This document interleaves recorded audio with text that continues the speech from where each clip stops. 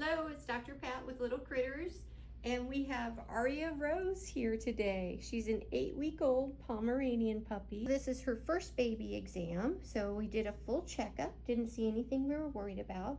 If you look straight at her eyes, you'll see she has a little bit of what we call lateral strabismus. Pomeranian puppies in general, the muscles around the eyes when they're young are often a little weak, so the eyes will often deviate off to the side just a little bit. It almost always tightens up and they look straight ahead as adults, but I see it over and over in Poms, and I have 4 Pomeranians, so I tend to see a lot of Pomeranian puppies. Other than that, we've got a little bit of tear staining right here. So she has a real short little nose if you look sideways, and big round eyes, and that means that the tears tend to spill over and the tear ducts are a little smaller.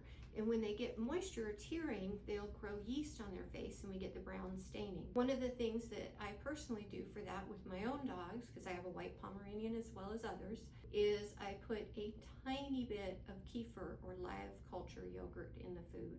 You start out slow or you'll cause GI problems and abdominal upset, so you can't do that. We always gradually build it up. My adult dogs are on about a half a teaspoon. But it is amazing with my white dog, if she is not on any kind of live active probiotic, she'll have the brown staining. If she's on it, face is totally white. So this is very common in white dogs and something you might consider trying, but slowly. So we are going to get her vaccine series started.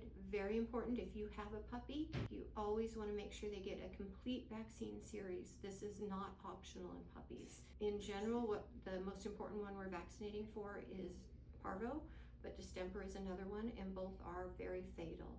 And so don't second guess vaccines in dogs. They're needed as babies. And it's one vaccine every 3 weeks for a series of 4.